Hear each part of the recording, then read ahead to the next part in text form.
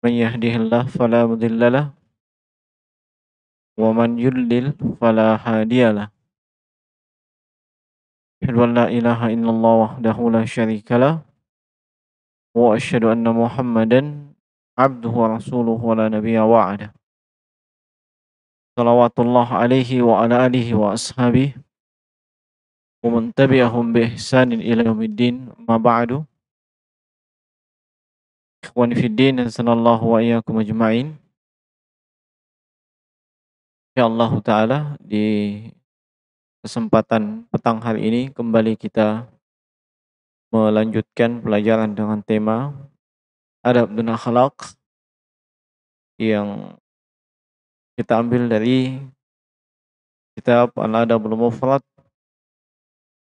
yang telah ditarjih, tashih, takhrij oleh Syekh Muhammad Nasiruddin Al-Albani rahimahullahu taala, dan kita hadis yang lalu sampai nomor berapa?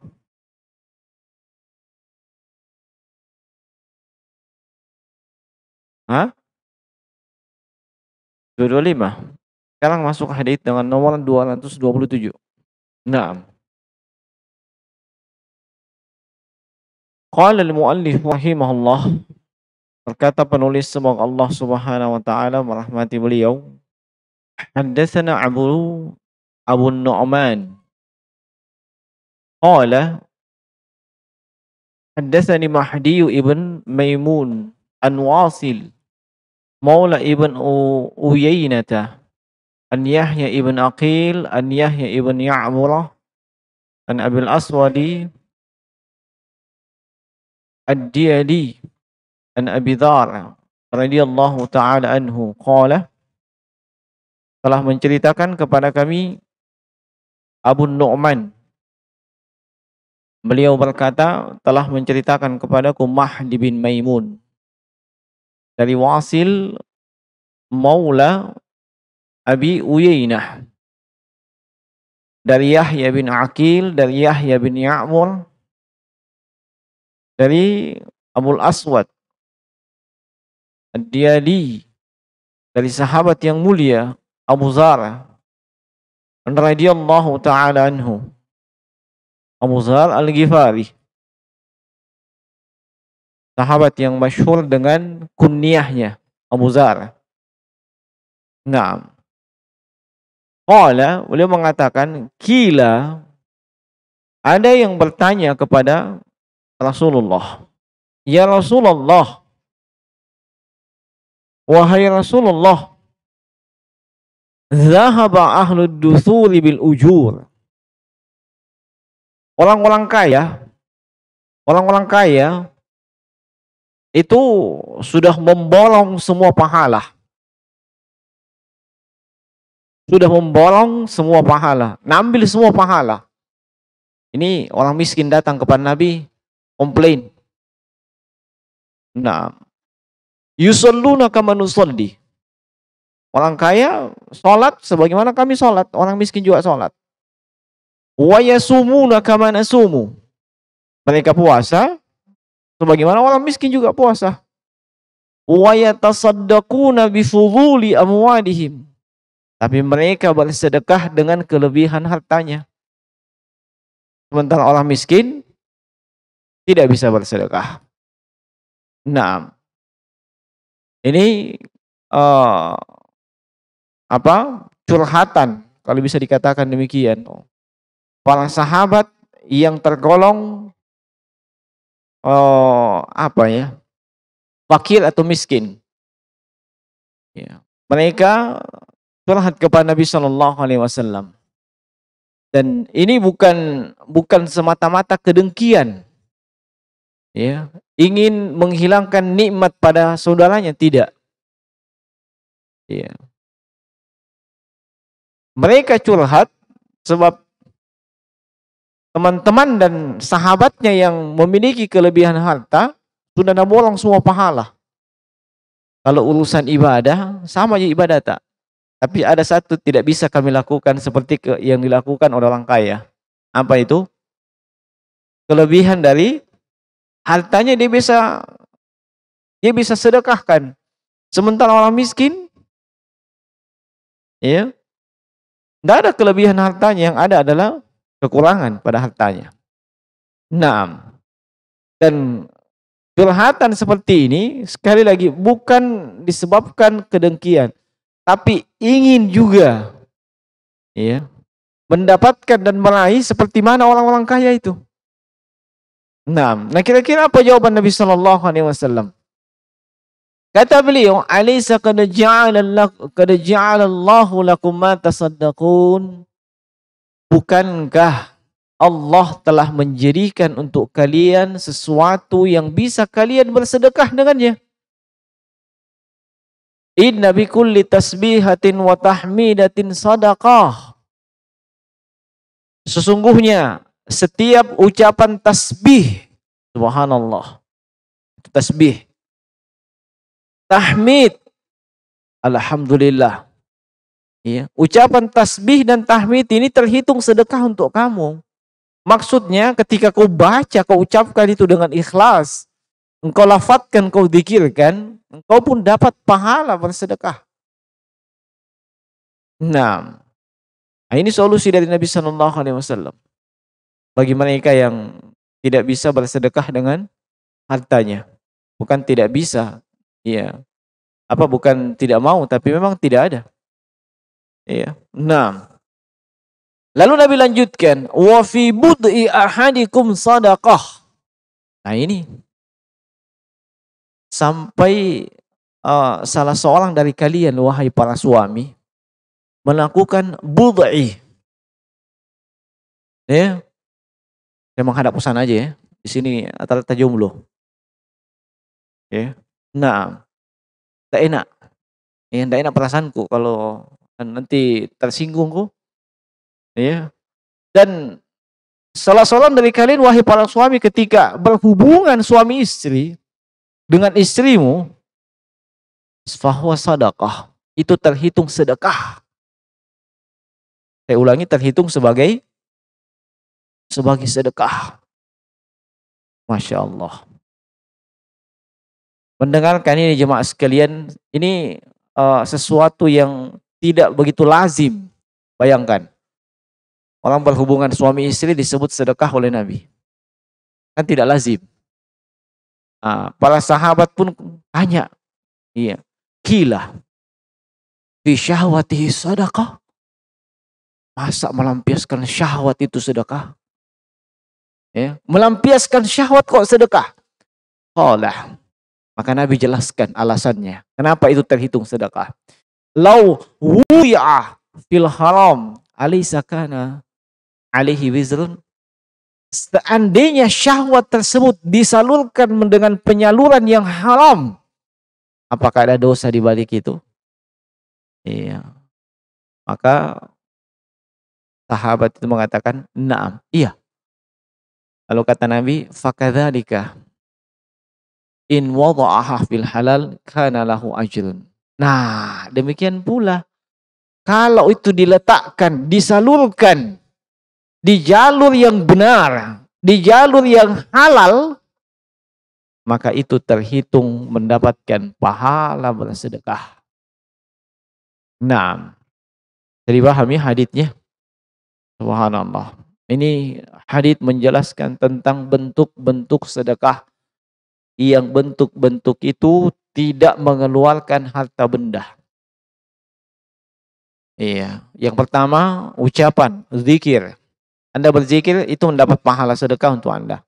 Bahkan setiap kebaikan yang Anda lakukan, baik untuk diri Anda atau untuk orang lain, itu terhitung sebagai sedekah. Dan semakin besar kebaikan tersebut untuk orang lain, maka semakin besar nilai pahala sedekah di balik hal tersebut.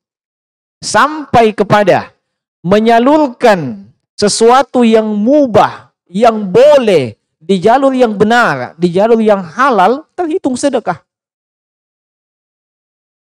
Ya, terhitung sedekah.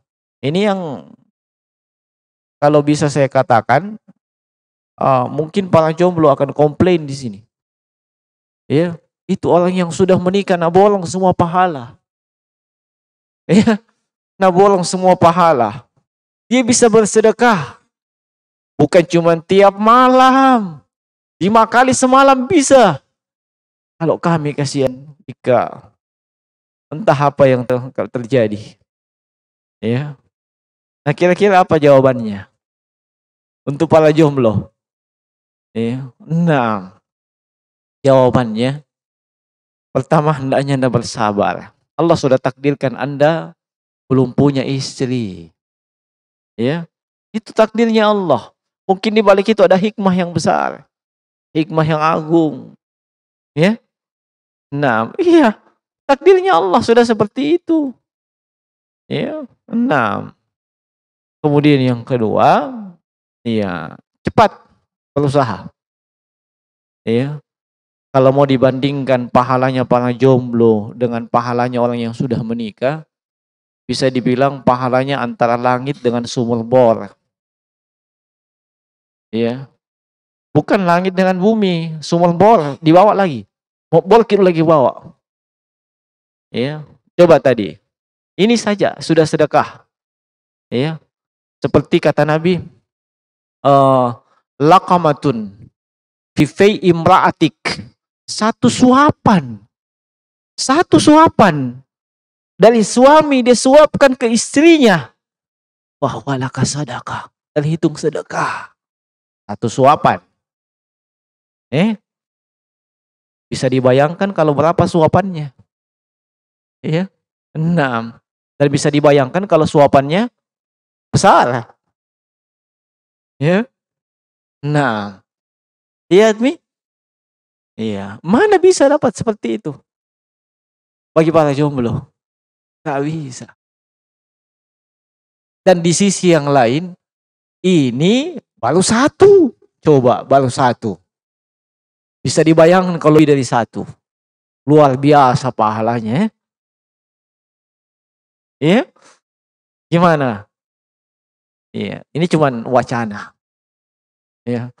Jangan terlalu jauh ke sana. Kecuali bagi memang yang sudah punya kemampuan. Ya, sebab jangan sampai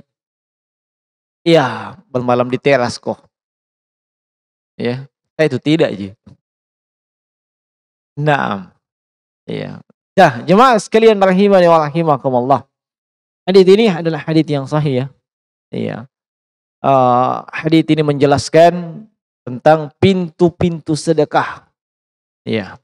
Pintu-pintu untuk bersedekah itu banyak. Jadi tidak ada alasan, tidak ada uzur untuk tidak bersedekah. Ya. Tidak ada alasan, tidak ada uzur untuk tidak bersedekah. Anda bisa bersedekah dengan kelebihan harta yang Anda miliki. Sudah kita jelaskan pertemuan-pertemuan sebelumnya, urutan pengeluaran sedekah mulai dari yang wajib, yang sunnah, yang mubah. Ya. Nah, kemudian bagi mereka yang tidak ada kelebihan setelah dia keluarkan kewajibannya, ya, masih ada jalur lain. Seperti yang Nabi sebutkan. Ya. Setiap kebaikan itu adalah sedekah. Silahkan pilih kebaikan yang Anda ingin mau lakukan. Ya, sehingga itu bisa bernilai sedekah. Hadits ini juga menunjukkan keutamaan ya para sahabat radhiyallahu ta'ala anhum. Kenapa? Para sahabat radhiyallahu ta'ala anhum, yakni khususnya kaum muhajirin. Ya. Nah, kaum muhajirin, orang yang berhijrah ke Madinah. Iya, mereka tidak terima begitu saja. Iya, orang kaya bisa bersedekah, biar bami. Kalau kita kan ada orang yang mampu melakukan satu ibadah, memang dia. Begitu memang. Kalau kami ketika begini memang kita. Kaum muhajirin tidak seperti itu. Mereka tanya kepada Nabi, apa solusinya? Kami juga ingin seperti mereka. Ya. Nah, di dalam lafaz yang lain, ya, mereka setelah membaca itu, subhanallah, walhamdulillah, dan berbagai zikir yang lain, itu juga ternyata diamalkan oleh kaum Ansor, orang-orang kaya. Maka datang lagi kepada Nabi. Ya Rasulullah. Iya. Ya amaluna kamana amal. Mereka juga melakukan yang kita lakukan. Masih naborong pahala. Ya. Nah, maka Nabi katakan apa? Dzalika fadlullah yu'tihi man yasha. Itu keutamaan yang Allah berikan kepada siapa yang dia kehendaki.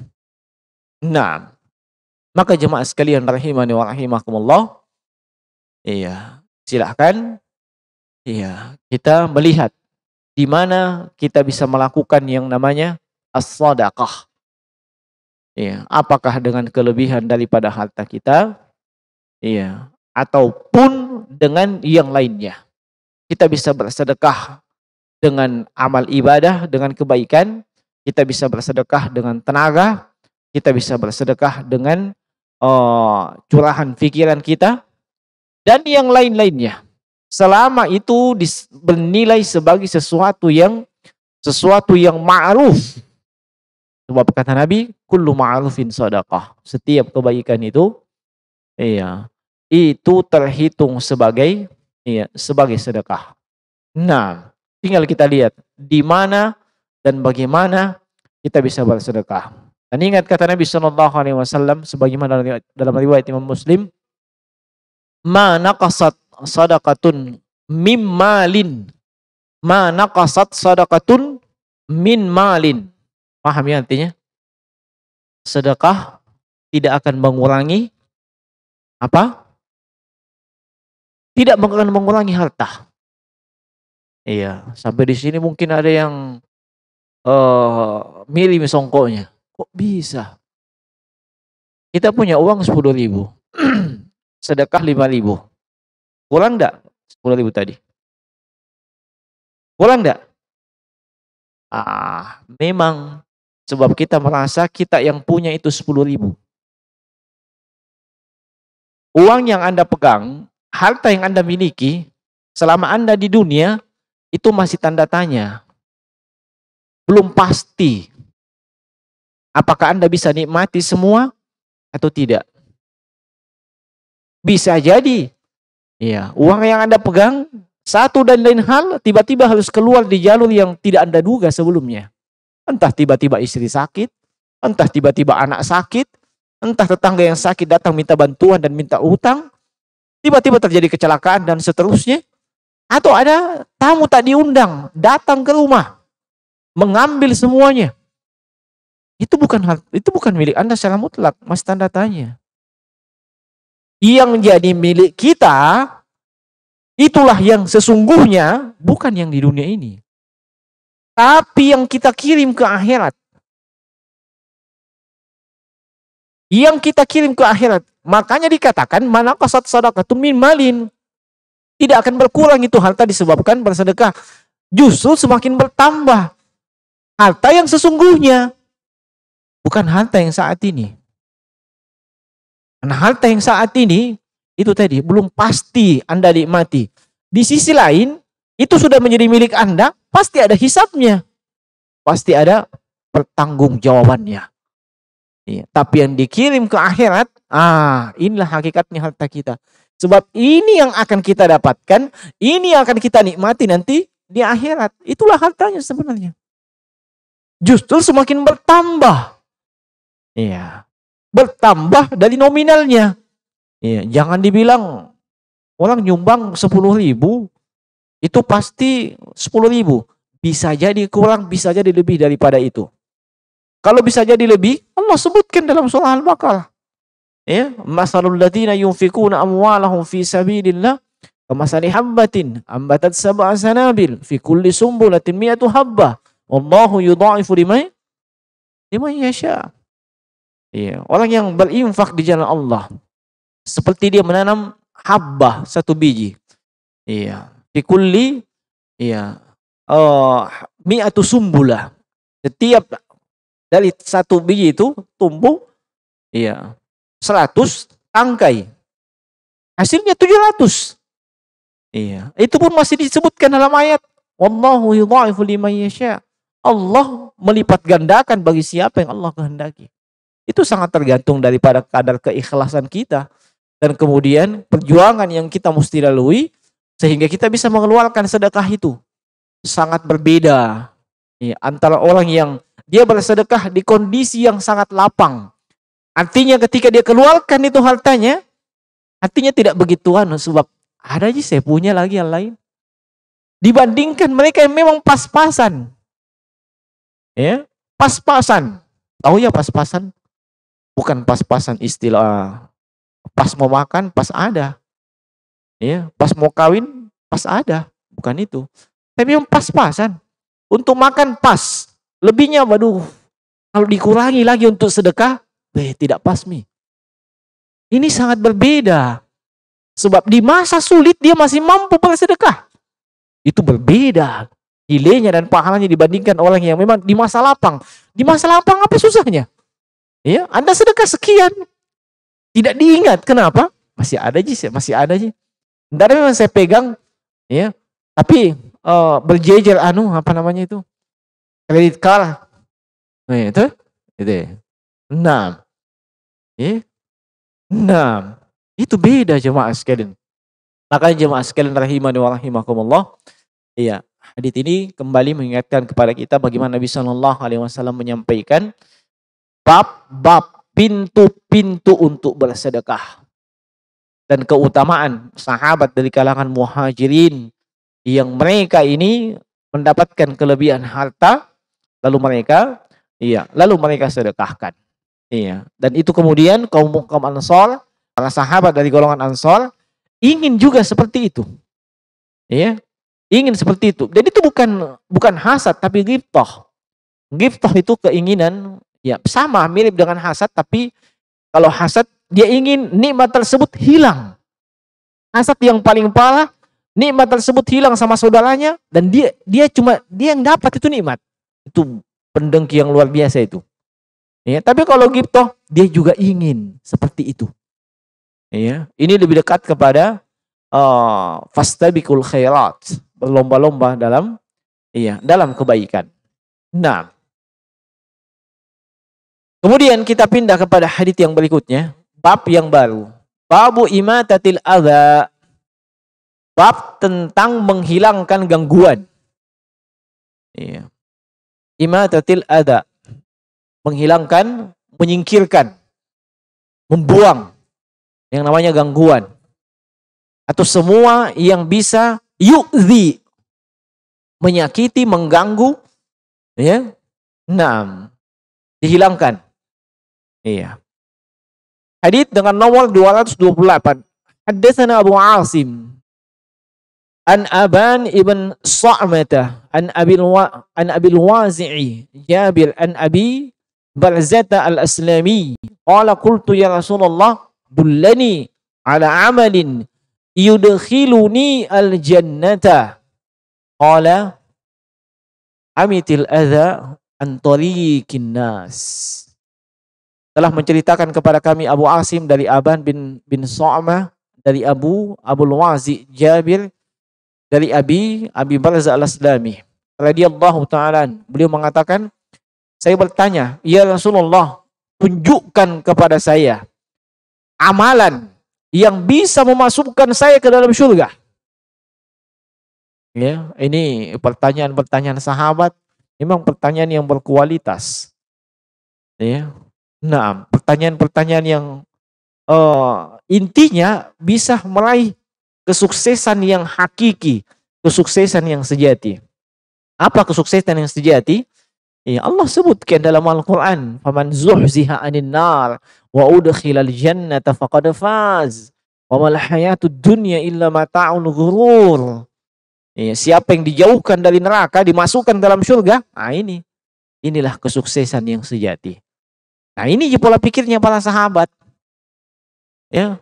Nah, bedakan dengan keadaan kaum muslimin sebagian.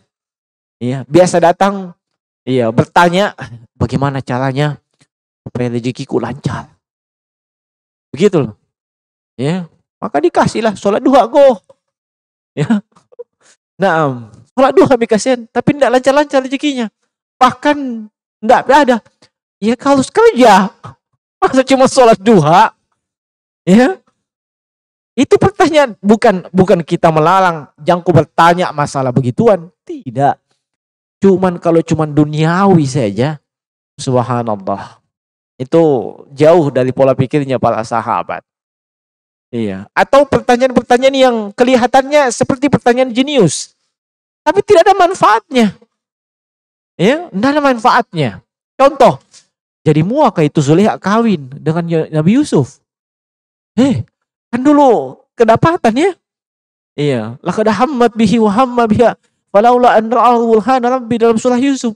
Sudah dua-dua mi. Ya, seandainya tidak melihat tanda dari Allah, terjadi. Ya, jadi muak itu kawin. Kira-kira ada manfaatnya tidak? Tanyakan seperti itu, menambah keimanan tidak? Ini pertanyaan berkualitas dari para sahabat. Tunjukkan kepada saya amalan yang bisa memasukkan saya ke surga. Tunjukkan amalan yang terbaik. Mana amalan yang paling Allah cintai?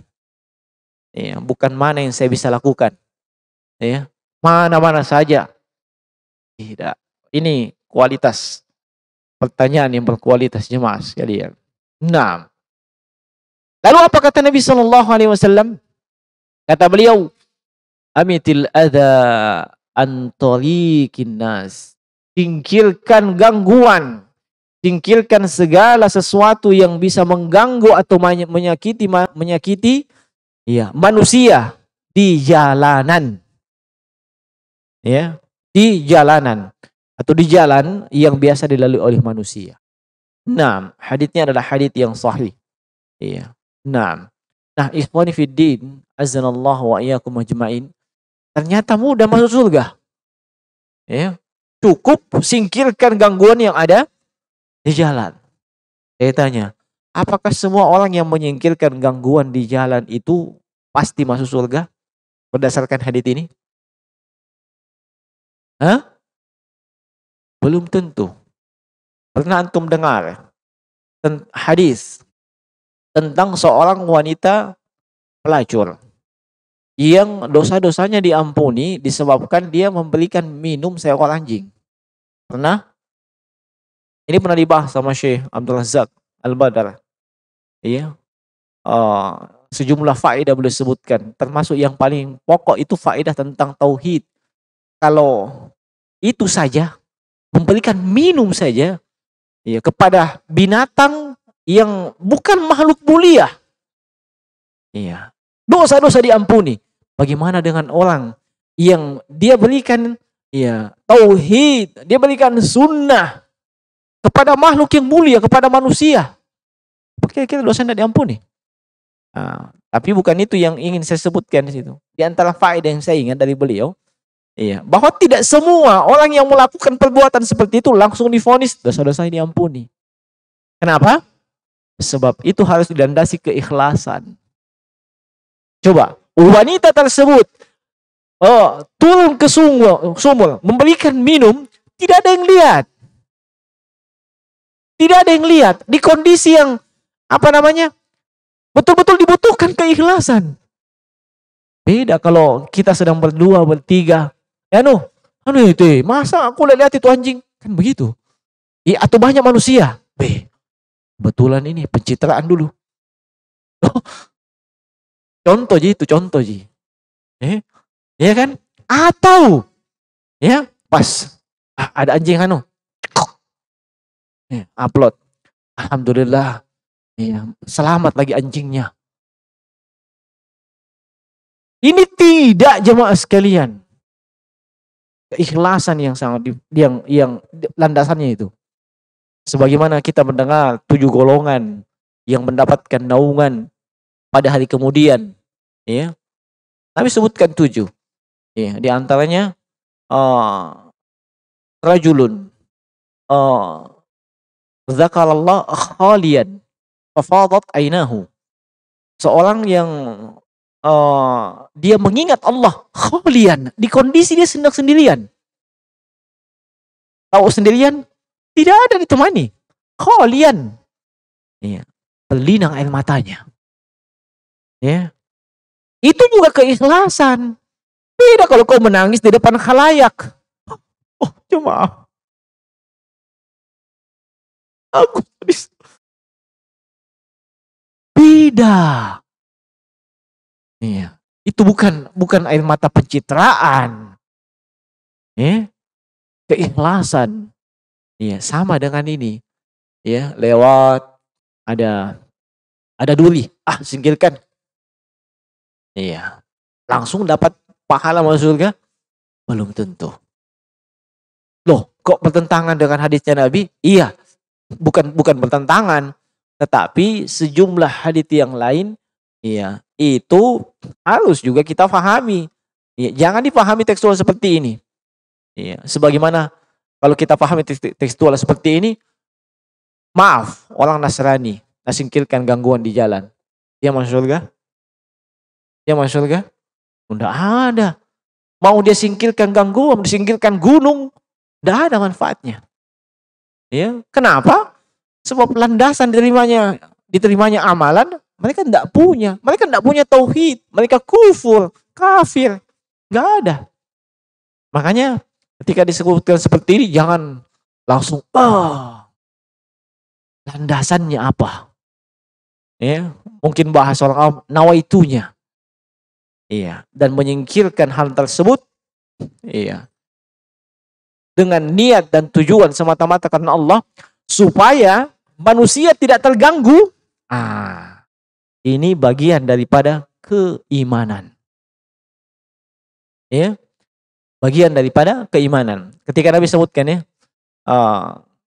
al-imanu bid'un wa sab'una syu'bah. Iman itu 70 cabang lebih. Ya, a'laha la ilaha illallah. Puncak keimanan yang paling tertinggi ucapan la ilaha illallah. Kemudian wa adnaha, keimanan yang paling rendah adalah menyingkirkan gangguan di jalan. Menyingkirkan gangguan di jalan. Tapi landasi keimanan, keikhlasan. Ya, itu bagian daripada keimanan.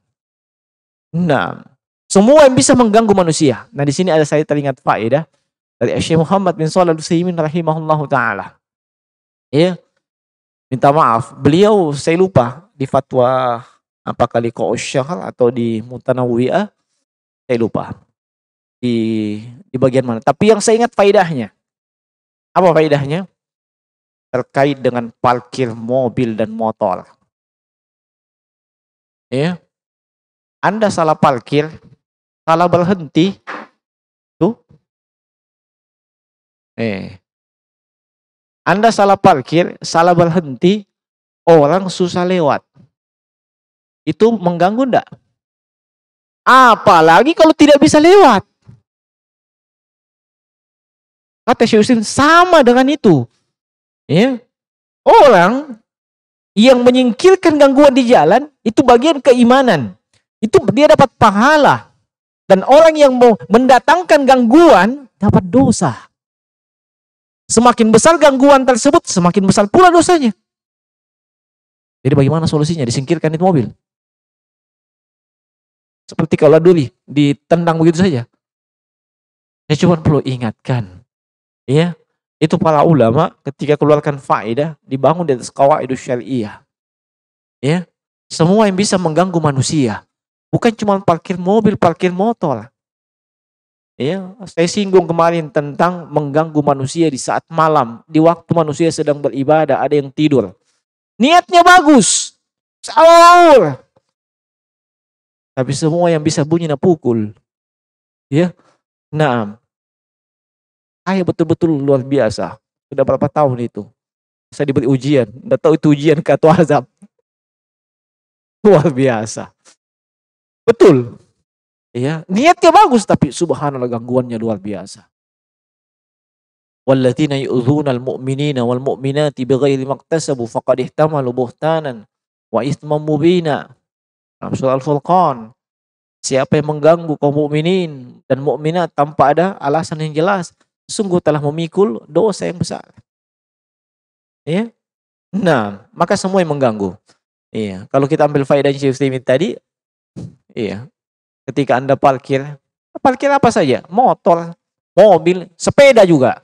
Jangan sembarang parkir sepedamu, walaupun sepeda mahal. MTB kah, apakah, Seli kah. Jangan sampai orang terganggu lewat. Ya. Kalau benar standarnya belikan standar. Ya, supaya nyaman. Tidak mengganggu. Jangan mengadakan gangguan. Seharusnya kita menyingkirkan gangguan. Iya, bagian dari keimanan dan di sini diganjal dengan apa? Surga. Ya makanya kalau tapi saya bukan iri hati ya. Kalau ditinggal di rumah kompleks yang sempit, tidak ada bisik garasimu, kok ganggu lagi orang di jalan dengan parkir mobil.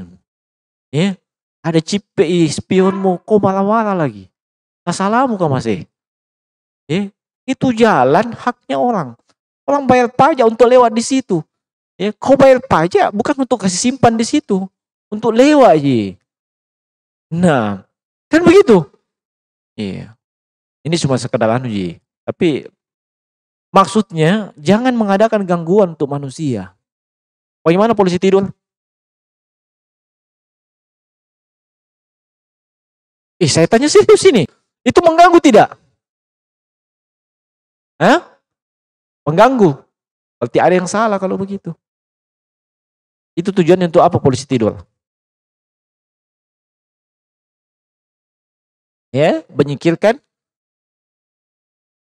Oh, menghilangkan gangguan balap-balap. Berarti polisi yang tidak tidur tidak menangani yang mengganggu itu. Makanya dibutuhkan polisi yang sedang tidur. Pak polisi ya. Nah, bayangkan polisi yang tidak tidur enggak takuti. Yang tidur juga takuti. Ya, nah, kebetulan ada anggota kepolisian di sini.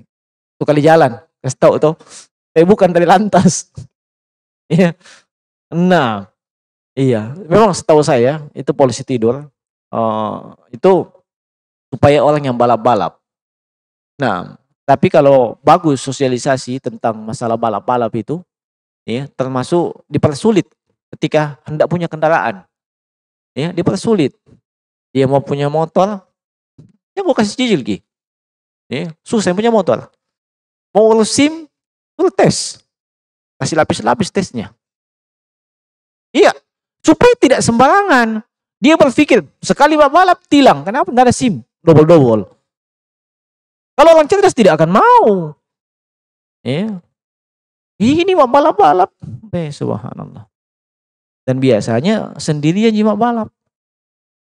Coba di sirkuit, enggak ada masalah. Nah, apakah tidak ada cara lain selain daripada polisi tidur? Iya. Cara yang lain setahu saya polisi yang tidak tidur ditentangkan itu. Ya. Nah, kalau memang harus dalam polisi tidur, apakah selama ini kita merasa terganggu dengan itu? Kalau saya pribadi tidak terlalu, Ji. Tidak terlalu. Kalau ada polisi tidur begitu tidak terlalu. Malah mengingatkan kita untuk tidak terlalu kencang. Ya, jadi ini mungkin relatif ya. Ya, tergantung mungkin jenis polisi tidurnya. Ya. Karena polisi tidur di kompleks angkatan laut dekat rumahku itu hindari. Sudah kelucut tajam lagi. Iya. Motor yang rendah, bum, bum. Ya Allah. Ya, itu mengganggu itu. Itu yang bikin saya yakin enggak ada Pancasilanya itu yang bikin. Ya. Dia tidak tahu kemanusiaan yang Anda beradab. Ya, seharusnya dikasih bagus. Ya. Nah, apalagi yang bisa mengganggu di jalan atau mengganggu manusia, singkirkan. Kalau Anda tidak bisa singkirkan, tidak punya kemampuan, minimal jangan Anda buat gangguan. Ya. Jangan Anda buat gangguan untuk manusia. Bagaimana dengan orang kafir? Termasuk untuk orang kafir, Anda tidak punya hak untuk mengganggu orang kafir. Apalagi di kafir zimmi. Ya. Anda tidak punya hak. Apa hak Anda untuk mengganggu orang kafir zimmi? Kalau untuk diganggu saya tidak boleh, apalagi disambaki. Ya. Ya, apa haknya Anda? Ya. Dia kafir zimmi, kafir yang hidup berdampingan dengan kaum muslimin. Dia bukan kafir harbi. Iya. Kafir yang datang ke sini para wisatawan, tidak boleh kau ganggu. Iya. Atau kafir yang terikat perjanjian dengan kaum muslimin, kafir mu'ahad, jangan diganggu. Tak cium ke bonyo surga nanti. Diganggu saja tidak boleh, apalagi dilukai, apalagi sampai dibunuh. Iya. Jadi ini tidak berlaku hanya untuk kaum muslimin saja. Tapi iya, berlaku juga untuk selain daripada kaum muslimin. Dan orang yang menyingkirkan gangguan untuk kaum muslimin itu juga lambang persaudaraan. Ya. Lambang persaudaraan. Sebab konsekuensi persaudaraan adalah at-ta'ahu, saling saling menjaga, saling memperbaiki, bersaudara, membantu dan seterusnya, bukan malah mendatangkan gangguan. Nah, bukan malah mendatangkan gangguan. Makanya segala sesuatu yang bisa mengganggu hati dan fisik kaum muslimin itu kaidahnya haram itu. Haram. Semua yang bisa mengganggu hatinya orang. Dan bisa berpotensi kezaliman. Contoh saya di sini ini kan bulan apa ini? Bulan yang rentan dengan pernikahan. Berapa undangan itu saya dapat di rumah? Itu untuk menikah, nazar dan segala pernak-perniknya itu untuk kebaikan. Tapi kita dilarang menghitbah di atas khitbah saudara kita. Ada saudaranya sudah menghitbah ke sana. Tahu menghitbah? Tahu enggak menghitbah? Bukan khutbah. Menghitbah. Dan masa menunggu, mapikiri. Jadi apa tidak? Datang kok lagi ke sana kayak pahlawan kesiangan. Atau enggak menghitbah? Tidak boleh. Selesai urusannya dia itu. Atau jangan kok jadi penyebab tidak beres. Itu bisa mengganggu hati seseorang. Bayangkan orang sementara fokus. Laki ini gimana? Contoh Ji. Perempuan ini gimana begitu. Tiba-tiba datang itu. Ada lagi nih. Dia lihat keluarganya. Nah, laki-laki lebih bagus, lebih hebat, lebih tampan, lebih tinggi, lebih kuat, lebih putih. Seperti telistrik. Nah, terganggu pikirannya si perempuan. Kan begitu. Orang tuanya juga, bagus itu. Apalagi dia punya banyak kepribadian. Mobil pribadi, pesawat pribadi, mau pribadi, terganggu. Makanya dilarang, jangan. Selesai urusannya. Itu bisa mengganggu manusia. Mengganggu hatinya. Nah, dan semua lini kehidupan terlarang. Apalagi dia kaum muslimin. Ingat, ketika itu membuat dia tersakiti, entah sakit hati, sakit fisik, dan itu adalah kezaliman, siap-siap Anda harus minta maaf sama dia. Itu konsekuensi daripada persaudaraan seorang muslim. Nah, maka jemaah sekalian rahimani wa rahimakumullah, singkirkan semua yang bisa mengganggu manusia. Entah itu bentuknya batu, entah itu bentuknya duri, entah itu bentuknya adalah kendaraan kita, atau apa saja. Jangan membuat manusia merasa terhalang, apalagi sampai tidak bisa lewat, terganggu dan seterusnya. Dan keutamaan yang disebutkan dalam hadits ini yaitu dimasukkan ke dalam surga balasannya. Nah, kemudian yang terakhir, di sejumlah hadis kita mendapatkan juga jawaban Nabi sedikit berbeda. Ketika beliau ditanya, dullani ala amalin yudkhilun al-jannah wa yubaidu minan nar. Tunjukkan kepada kami amalan yang bisa menjauhkan kami dari neraka dan memasukkan kami ke dalam surga. Maka Nabi jawab, jawaban yang berbeda dengan jawaban ini. Apakah memang demikian? Jawabannya jemaah sekalian, Nabi menjawab sesuai dengan konteks orang yang bertanya. Sesuai dengan kadar yang dibutuhkan oleh orang yang bertanya. Nah, mungkin di konteks tersebut orang yang bertanya lebih cocok melakukan amalan ini.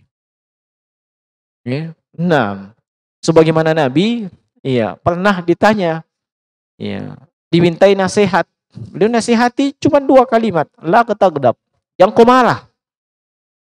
Dia tanya lagi, Nabi bilang yang kau marah, la tagdab. Itu yang cocok untuk dia. Mungkin dia orangnya temperamen, orangnya emosional, itu yang cocok untuk dia. Ya. Nah, sebagaimana Nabi ketika ditanya tentang amalan yang terbaik, beliau katakan apa?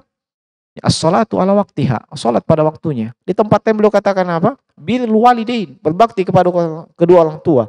Di kondisi yang lain beliau katakan apa? Al jihadu fi sabilillah. Ya. Nah, di kondisi yang lain disebutkan apa? Sururun tudkhiluhu alal muslim. Kegembiraan yang kau masukkan dalam hati seorang muslim. Sesuai dengan konteks orangnya. Ya. Nah, bisa dipahami ya? Ya, termasuk dalam kondisi hadits ini. Yang jelas kita sudah mendapatkan faedah terkait dengan masalah gangguan dan mengganggu kaum muslimin. Jangan.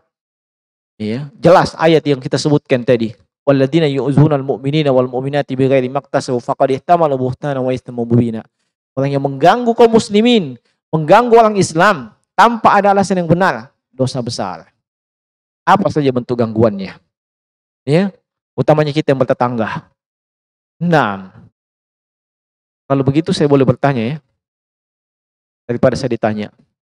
Boleh enggak kita setel putar keras-keras molotol di rumah, sementara tetangga kita ini banyak? Boleh enggak? Kan muslim semua Ji, boleh tidak? Hah? Boleh tidak? Boleh tidak? Madu dong. Orang itu tidak. Tidak. Saya tidak yakin. Saya tanya, itu mengganggu tidak? Kalau begitu saja mengganggu, apalagi lagu dangdut. Abe, ada sih disuka putar lagu dangdut kan pagi-pagi. Ya. Termasuk jemaah sekalian minta maaf karena ada yang punya masjid di sini. Iya, kasih bunyi-bunyi masjid. Mau azan ini, mau masuk waktu, kasih bunyi dulu. Iya. Sudah itu kasih salawat. Kira-kira itu tidak mengganggu? Mengganggu tidak itu? Ganggu. Ya.